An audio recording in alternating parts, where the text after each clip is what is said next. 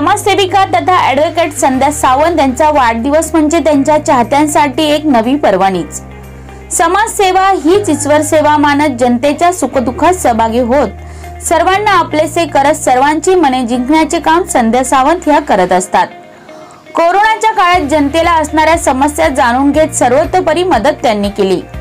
आपला प्रभाग कोरोना मुक्त करण्याच्या उद्देशाने त्यांनी ऐरोली सेक्टर 5 मधील दक्षिणमुखी हनुमान मंदिरात बूस्टर डोसचे आयोजन केले होते, ज्यामध्ये 200 पेक्षा अधिक महिला पुरुष ज्येष्ठ युवा वर्गाने सहभाग नोंदवत डोस घेतला। यावेळी अनेकांनी त्यांचे कौतुक करत वाढदिवसाच्या शुभेच्छा दिल्या। मॅडम, आजपर्यंत मॅडमने भरपूर उपक्रम राबवलेत, महिलांसाठी त्या भरपूर उत्तेजित असतात आणि आज जो त्यांनी कार्यक्रम राबवला तो आमच्या प्रभागातला खूप छान कार्यक्रम आहे। कारण या बूस्टर डोससाठी ज्येष्ठ नागरिकांना भरपूर लांब जावं लागतं, लाईन लावावी लागते आणि मॅडम महिलांसाठी नेहमीच उत्तेजित असतात आणि आमची एक खास मैत्रीण म्हणून आम्ही त्यांच्याकडे पाहतो। त्या तर आमचा आधारस्तंभ आहेतच, पण एक मैत्रीण म्हणून आम्ही खूप जवळून त्यांना ओळखतो आणि मैत्रीण म्हणून त्या खूपच छान आहेत। नमस्कार, माझं नाव भारती मानकुंबरे, मी इथेच पंचवटी अपार्टमेंटमध्ये राहते। प्रथम मी संध्या सावंत या मॅडमला वाढदिवसाच्या खूप खूप शुभेच्छा देते आणि त्यांच्या पुढील वाटचालीसाठी खूप खूप शुभेच्छा त्यांना। त्यांनी जो हा उपक्रम जो राबवला आहे तो खूप छान राबवला आहे। बाहेर ह्या बूस्टर डोससाठी खूप लाईन, म्हणजे आदल्या दिवशीपासूनच अपॉइंटमेंट वगैरे घ्यावी लागते आणि त्याच्यासाठी खूप वेळ खर्ची द्यावा लागतो। मॅडमने जो हा उपक्रम लाभवला आहे, आमच्या आजूबाजूच्या सोसायटीतल्या इकडच्या रहिवाशांना त्याचा खूप फायदा आहे आणि जसे आम्हाला कळालं तसं आम्ही इथे येऊन तो बूस्टर डोस घेतला आहे। मॅडमसाठी त्यासाठी खूप खूप धन्यवाद मॅडम आणि त्यांच्या पुढील वाटचालीसाठी खूप खूप शुभेच्छा।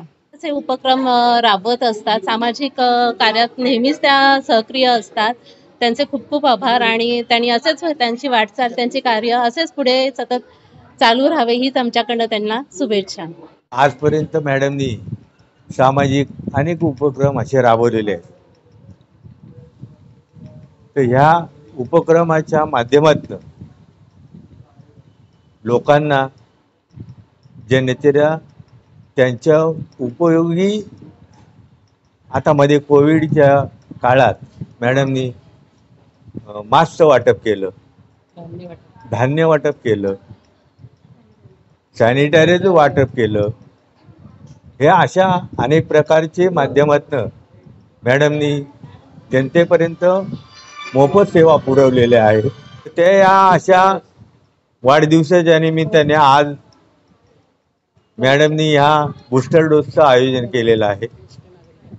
ज्येष्ठ नागरिकांचा मॅडमच्या सत्काराच्या वेळेला त्यांचाही सत्कार करण्यात येणार आहे।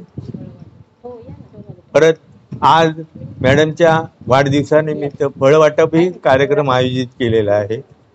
ह्या अशा अनेक तुमच्या लोकोपयोगी कार्यक्रम मॅडम राबवतात, तर ह्या अशा समाज सेवकाला जनतेने पण भरभरून प्रचंड प्रतिसाद द्यावा ही मी आई जगदंबेच्या चरणी प्रार्थना करतो। धन्यवाद। त्याचप्रमाणे सायंकाळी ऐरोली सेक्टर 5 मधील संत सावतामाळी सभागृहात अभिष्ट चिंतन सोहळ्याचे आयोजन करण्यात आले होते। या कार्यक्रमास प्रमुख अतिथी म्हणून प्रथम आमदार संदीप नाईक यांनी उपस्थिती दर्शवली। यावेळी संदीप नाईक यांनी संध्या सावंत यांच्या कार्याचे कौतुक केले, तसेच ज्येष्ठ नागरिकांचा सत्कार देखील केला। तसेच या अभिष्ट चिंतन सोहळ्याला भाजपच्या पदाधिकाऱ्यांनी व कार्यकर्त्यांनी आपली उपस्थिती दर्शवत शुभेच्छा दिल्या। तसेच त्यांच्या अनेक चाहत्यांनी त्यांना पुष्पगुच्छ देत वाढदिवसाचा केक कापला। या कार्यक्रमाविषयी त्यांनी बोलताना सांगितले, आज वाढदिवसानिमित्त बऱ्याच दिवसापासूनची मागणी होती आपल्या प्रभागातली की बूस्टर डोस हा आपल्या इकडे जवळ आणला तर आपल्याला सगळ्यांना त्याचा फायदा हो। कारण बूस्टर डोस आपण पाहिलं तर तिकडे आपल्याला इथं ऐरोली सेक्टर 3ला किंवा रबाळ्याला जावं लागतं आणि काही ज्येष्ठ किंवा महिला आहेत त्यांना ते जमत नाही। त्यांची मागणी होती की जर आपण इथे जवळ आपल्या प्रभागामध्ये सेक्टर 5ला जर त्याचं आयोजन केलं तर सर्वांना त्याचा फायदा होईल आणि जास्तीत जास्त प्रमाणामध्ये आम्ही घेऊ, असं बऱ्याच दिवसापासूनची रिक्वेस्ट होती आणि त्याप्रमाणे आज आपण इथे वाढदिवसाच्या निमित्त साधून आपल्या हनुमान मंदिरामध्ये बूस्टर डोसची सोय केलेली आहे। तर इथे कोविशिल्ड आहे, कोवॅक्सिन पण आहे। जसं जसं गरज आहे त्याप्रमाणे दोन्ही अवेलेबल केलेले आहेत. त्यांनी सकाळपासून पाहिले 10 वाजल्यापासून, तर आता एक 100च्या वर होऊन गेले. त्यांनी लाईन आहे भरपूर. तर आपल्या प्रभागातली सगळी लोक चांगला उत्स्फूर्त प्रतिसाद देत आहेत आणि त्याचा लाभ घेत आहेत, याचा आनंद आहे. तसंच संध्याकाळी पण आपण ज्येष्ठ नागरिकांचा सत्कार म्हणा किंवा फळं वाटप आहे, तर ह्या सगळे उपक्रम घेतलेले आहेत. तर ते हळूहळू हा पहिला उपक्रम आहे, त्यानंतर दुसरा असेल, मग संध्याकाळी आहे.